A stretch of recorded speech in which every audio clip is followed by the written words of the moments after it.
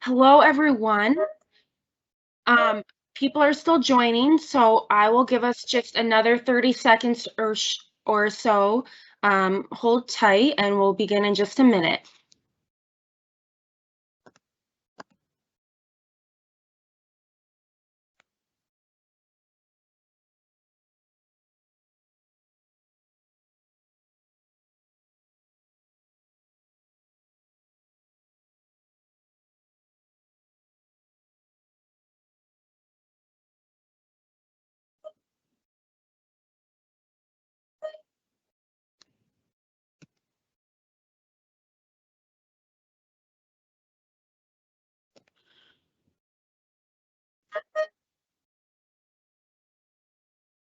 All right, I know people are still joining, um, but we will go ahead and get started now.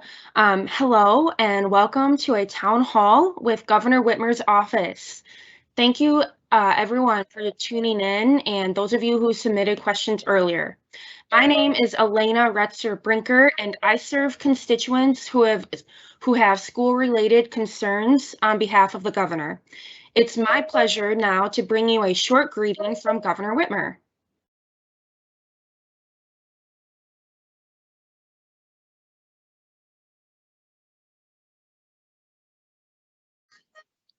That video is queuing up, and it will play in just a moment.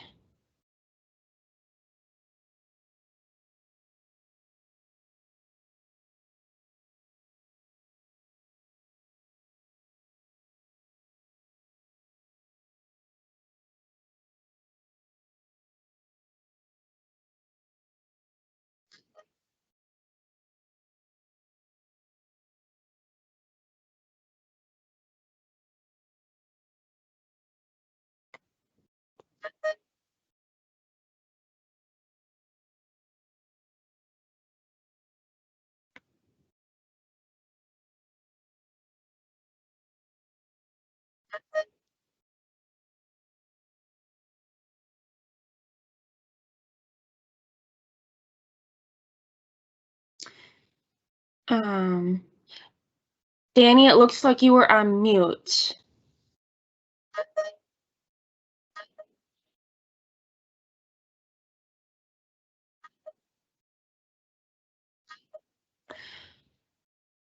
Well, we can see our lovely governor, but we cannot hear her.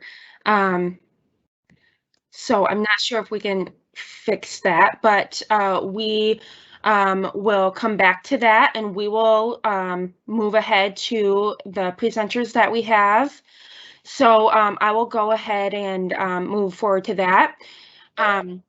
Making sure that our kids have access to a quality education has always been Governor Whitmer's priority, and the life-changing pandemic has only made that priority all the more important. I will now introduce you to two people who are intimately familiar with the importance of a quality education and what goes into producing that.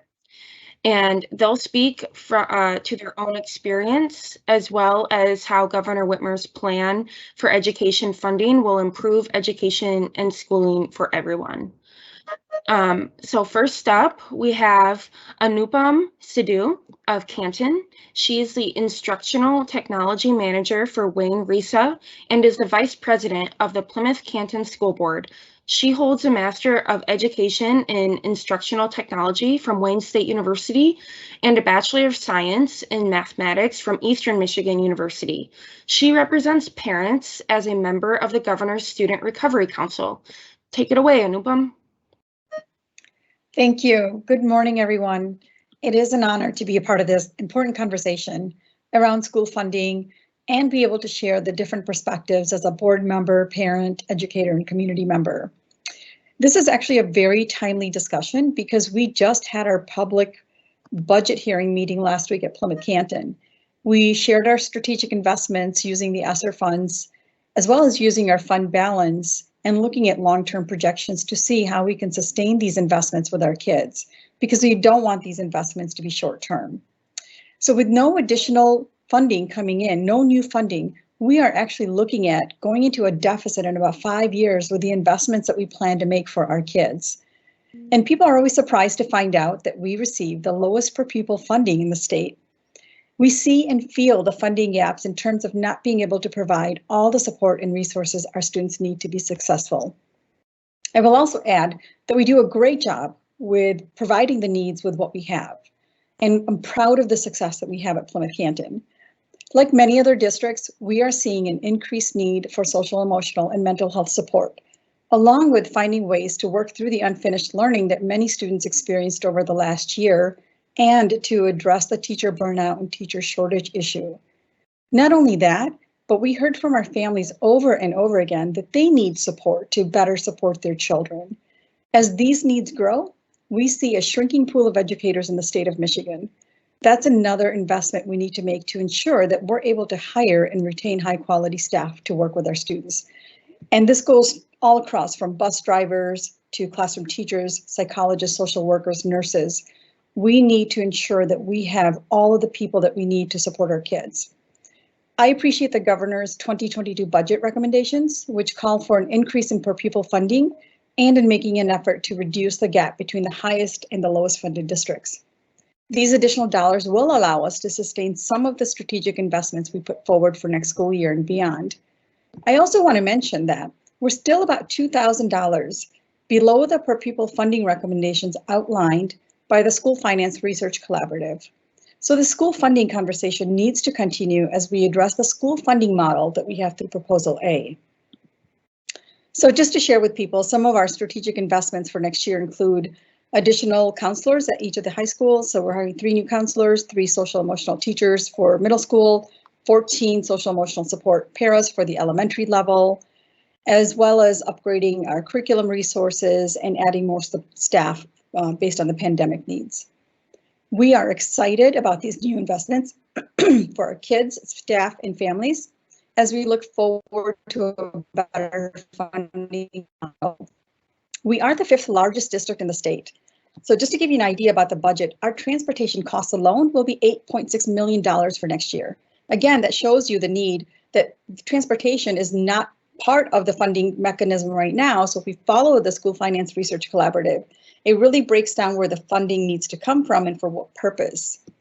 So this is where the Student Recovery Council work became so vital as we worked collectively across the state to outline an adaptable, equity-driven framework for schools to overcome these challenges and create pathways for better opportunities, and look to the future to see how we can create a better system, knowing that we had a major disruption to our current education system. During this process, I spoke with a lot of students, parents, educators, community members about how do we come out of this better and stronger. And we all have a collective investment in our kids and communities. The pandemic showed us that we need to work together at every level to improve student outcomes and to make these strategic investments long-term. So we can't look at these short-term funds and say we're going to fill these gaps. We have to be able to sustain this to make sure that our students continue to have those support moving forward. One of the things that was repeatedly shared during our blueprint conversations was that this massive disruption is an opportunity to create better schools based on research and lessons learned from the pandemic.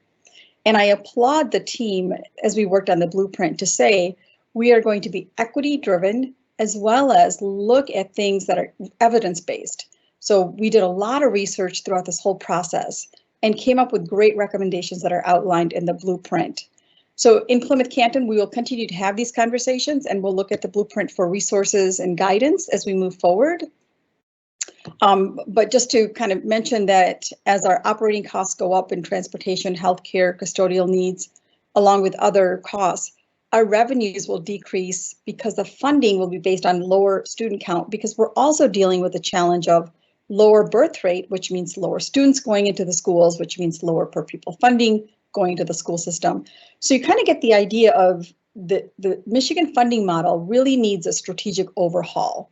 But the governor's proposal is a great start to that conversation, looking at where are the needs, making sure that kids have the support they need, really focusing around social emotional support, school psychologists, nurses, and really looking at retaining and hiring high quality staff.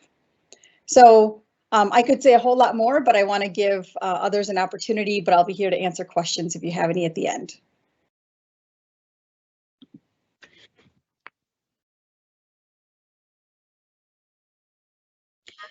Thank you so much, Anupam. I appreciate your thoughts on that. Next, I'm going to introduce Gregory Talberg of Williamston. He is a high school teacher with Howell Public Schools, and he Community Schools Board of Education. He holds a Master of Education in Social Studies Education from the University of Florida and a Master of Educational Administration and Bachelor of Arts in Anthropology from Michigan State University. Talberg is a member and former chair of the Governor's Educator Advisory Council and a member of the Student Recovery Council. Go ahead, Greg. Thanks, Elena. So thank you to the audience for joining us this morning. It is pretty nice out there, so you must have a lot of passion about what's happening in our school. So I appreciate you taking the time to listen to us this afternoon. So as Elena mentioned, I am a social studies teacher at Howell High School. I'm also a member of the Governor's Educator Advisory Council, and I had the privilege to serve with Anupam on the Return to Learn and Learning Recovery Councils that the governor convened to help us best manage education in the face of the pandemic. Additionally, I do have a 2021 graduate and a rising 8th grader, so I also have a lot of thoughts on this as a parent. And as Elena mentioned, I'm a former school board member, so I have a little bit of a different perspective there. One of the things I want to emphasize to preface my thoughts on the budget is that Governor Whitmer has given educators unprecedented input regarding education policy in the state of Michigan. Just the fact that I, as a classroom teacher, am sitting here speaking to the public about education policy is just indicative of the level of input the governor has provided. The Governor's Educator Advisory Council that I'm a member of includes several classroom teachers. It includes a parapro, a counselor, a librarian, and administrators. And so when I look at her budget, it clearly indicates that she's listening to what we at the Governor's Educator Advisory Council are telling her. It looks like she is paying attention to the needs of students, and she's working to make sure that families are able to get what they need from our public schools. I also think it's important to recognize that budgets reflect our values. And when I look at this budget, I think the values that are most clearly reflected are an emphasis on early childhood education, an emphasis on equity, and on preparing students for the future. After all, schools exist actually to get kids ready to leave us, not to keep them with us forever. So we always have to be focused on what kids do after school, not just during. So as a classroom teacher and as a parent, I'm actually really excited about the prospects this budget creates. And so just a few examples of the impact that I think this will have on teaching and learning include one, that there's money targeted specifically to go where it makes the biggest impact and where needs are the greatest. So by targeting economically disadvantaged students, English language learners, special education students, students in rural areas, we're making sure, or the budget attempts to make sure, that students with the most need are getting added resources and support in the form of dollars. As a high school teacher and as a parent of a graduating senior, or recent graduate, I should say, much of what I'm referring to as the finishing work we do in high school was really difficult to accomplish. You know, we do a lot of getting ready to leave us in those later grades. And so that really resonates with me because I'm a high school teacher and the parent of a 2021 graduate.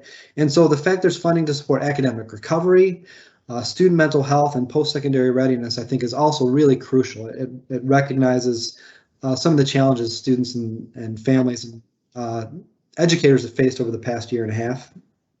As Anupa mentioned, the idea that there's funding to help address the educator shortage is really, really important. Of course, schools are people-centered institutions, and so if we don't have enough educators, we end up with larger class sizes or educators with less passion or less skill. And so the fact that we're looking at that and proactively trying to address that issue is important. And then for me, my favorite budget highlight is actually, despite the fact that I'm a high school teacher, the Great Start Readiness Program funding. I really think that for me to be successful in my classroom, the most important skill a student can have is being able to read and think critically about what they're reading. And we know that doesn't start in 11th grade or 12th grade. We know it starts when kids are 3 or 4 years old. And so the fact that the Great Start Readiness Program is receiving added attention, added funding, added support really will benefit all students and all educators. And I'd like to contrast just that briefly with the current attempt to do that, and that's the third grade reading law. So in my opinion, the third grade reading law is just terrible, terrible policy. It's not good for learning. It's not good for kids. It's not good for families. But the fact is it's based on research. We know that if students are not reading at grade level in grade 3, that they're really much greater risk of not graduating. So what this budget does is rather than just punishing kids for not being on grade level at grade 3, it tries to front load that. So we know that students who would access the Great Start Readiness Program are going to really benefit from added support from teachers, added exposure to literacy programs, and so we'll have way fewer kids who would even need to be held back in third grade if they're not reading at level. So just to conclude, this budget reflects what kids need and what we know works. It's future focused, and it does take into account the hard lessons learned over the past year and a half. So thanks, Elena.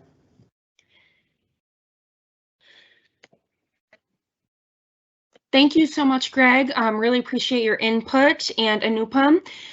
We do have a couple of questions now that were submitted earlier. Some of these are compilations of similar questions that we grouped together, and we do have one original question. So I'll go ahead and read those, and then you can each take a moment to speak to those questions or go every other, however you wish.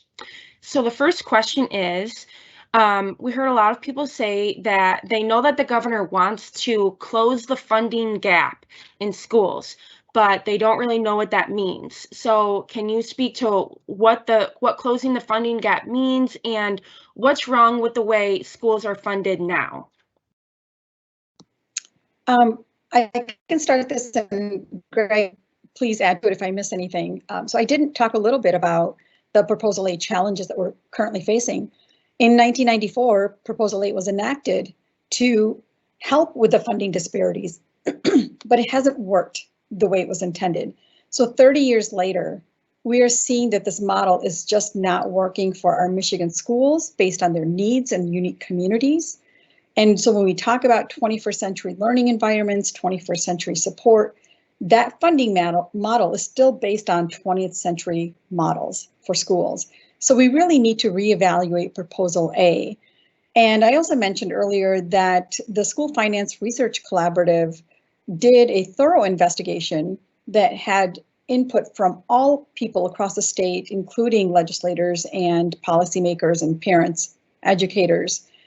This model does outline the base foundation for what students need as per pupil funding to be successful, and then lays out the categorical funding or weighted formula based on needs to equitably fund and support students based on, again, where their need is, whether it's special ed, EL, school nurses, social emotional support, technology support. All of those categorical formulas are built into that funding model. So we're excited that the governor wants to change the current funding model, the old funding model. We appreciate her intentions in an equity-driven funding model because we know that's what we need moving forward. Yeah, thanks, Nupam. I don't really have a whole lot to add. I just think we need to emphasize that right now, funding is really based primarily on geography, and it's geography that goes back 30 years or so. So the current budget as proposed will really emphasize the needs of students based on their needs rather than where they live. And the fact is, those disparities between districts are just based on history and geography. So Howell Public Schools also is funded close to the state minimum. Williamston, where I live, is funded close to the state minimum. And so closing that gap between districts puts them all on a level playing field, and then having the targeted spending budgeted for at-risk students or students in rural areas enables districts to respond more effectively to the needs of their students. Right.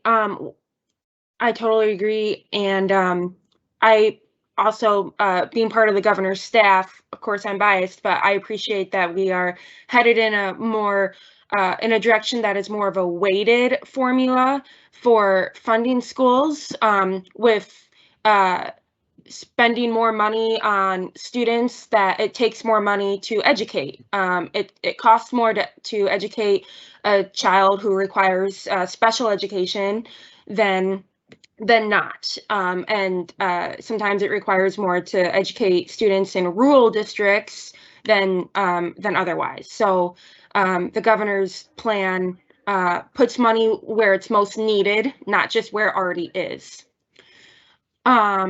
The next question is also a compilation of a lot of different questions we got around this theme. So for parents whose children had a really hard time schooling at home and were away from in-person social interactions and dealing with the overall stress of the pandemic, even when things did go back to in-person, what is the governor doing to address the social and emotional learning deficit that their children now have and their mental health, which may have suffered during the entire pandemic? Greg, do you want to start on this or do you want me to? You can go ahead. Okay. So, again, this is a topic that almost every community, every district is talking about because of the huge need, not just because of COVID. COVID just blew that need up, amplified it. We knew that need was there. So we really appreciate her investment. I think it's about $450 million over 3 years to support and add staff like school psychologists, social workers, counselors, nurses into the buildings. And then to be able to provide additional money for ongoing mental health programs. This was also a really big topic as we put the blueprint together, because if you look at the blueprint, students' well-being, social, emotional, mental health support is a big part of that document.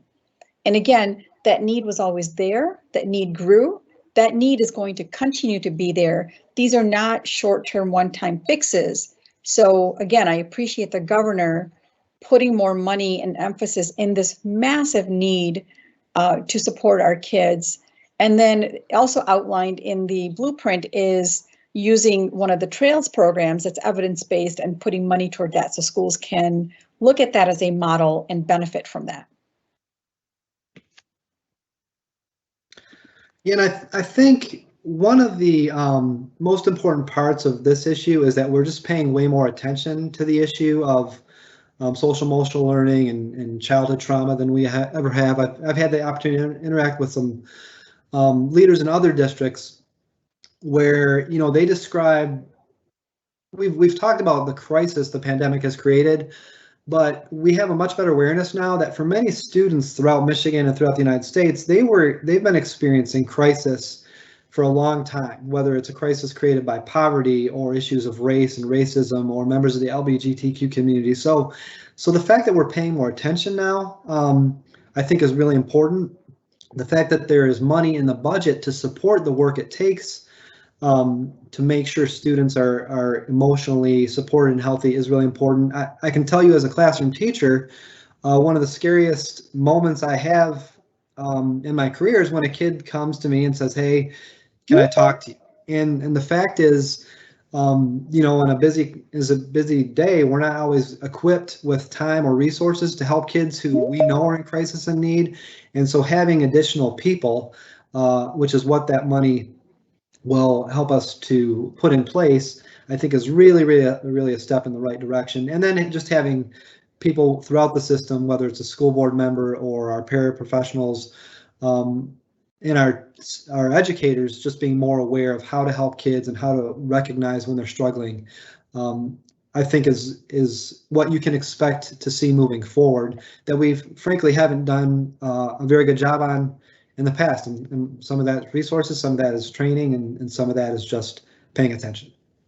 Yeah, I want to elaborate on that. Greg, you made a lot of great points with regard to student trauma that's always been there.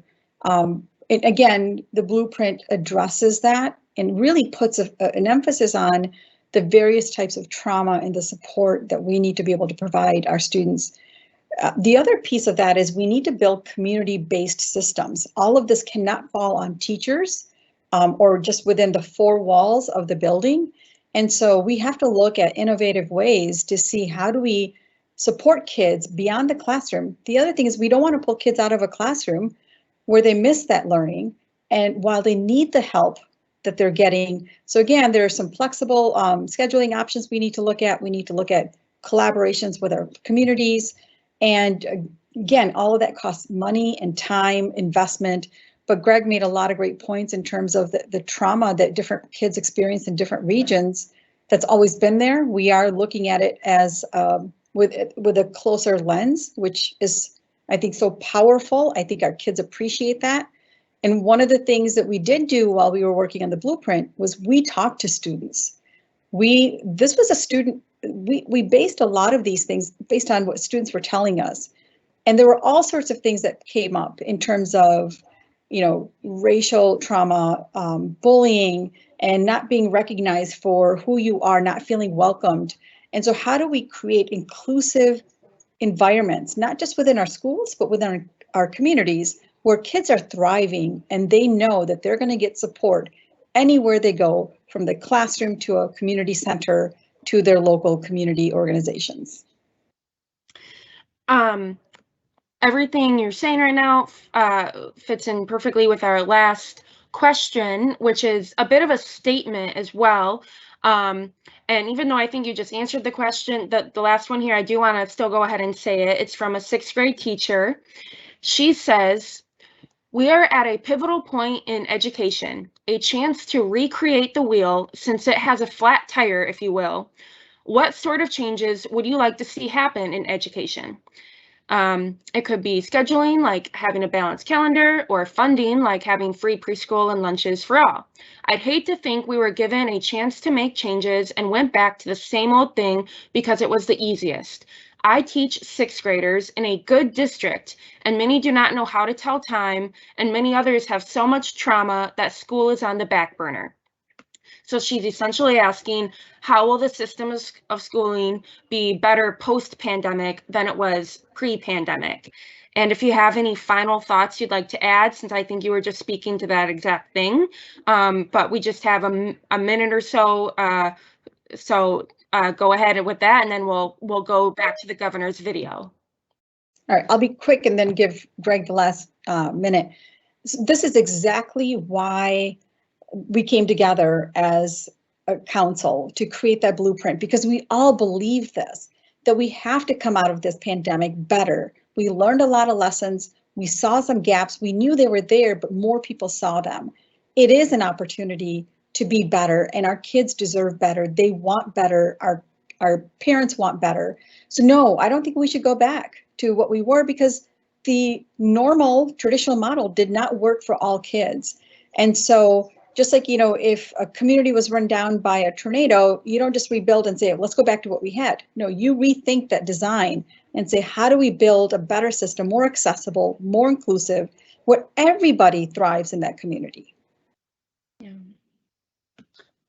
And I can just briefly add that, so I think the changes that that we can expect to see based on lessons learned, the biggest change that I think we'll see is an emphasis on education being from pre-K to post-secondary. We know, again, that we're not getting ready kids, we're not preparing kids to stay in school, we're preparing them to leave school. And we have to start that early, and we have to work on that for 12 or 14 years, and then make sure students are able to take advantage of the opportunities that come their way when they leave us. And I just think we'll have a much better, a more cohesive system.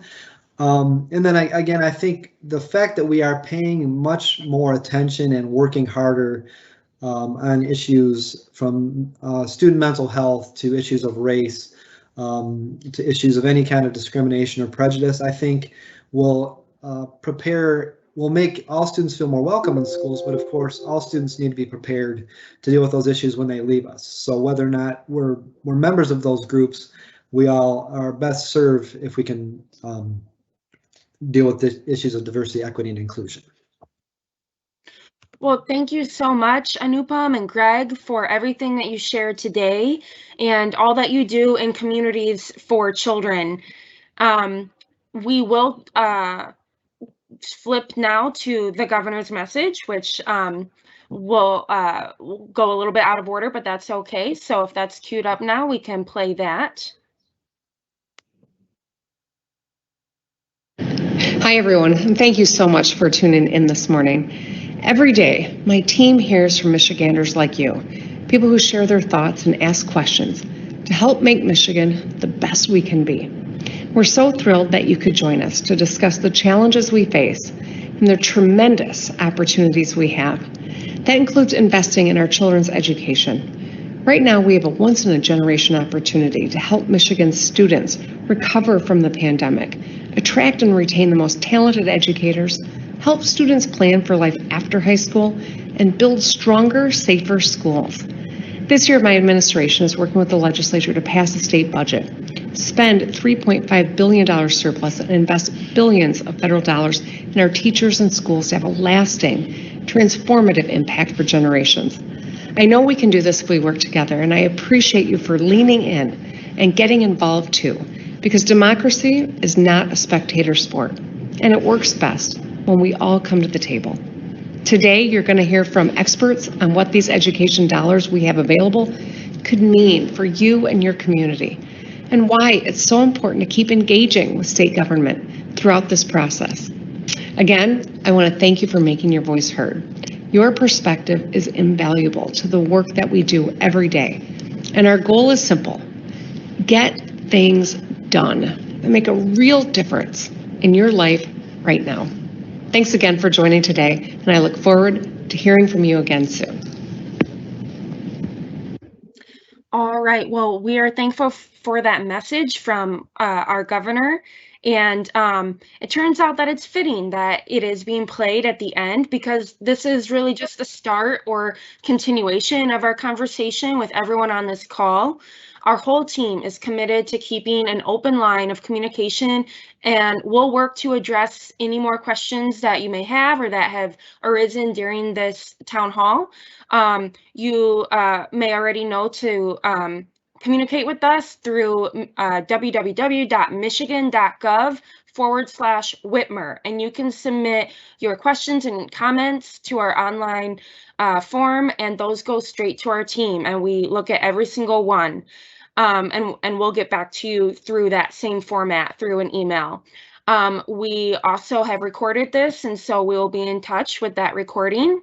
And again, we just appreciate every one of you tuning in today and being engaged with what is going on, not only with your child's school, but with education statewide. And we invite you to stay engaged and keep in contact with us, and we'll keep in contact with you. Thank you again to Greg and to Anupam, our presenters today, and to everyone for tuning in. Have a great rest of your day.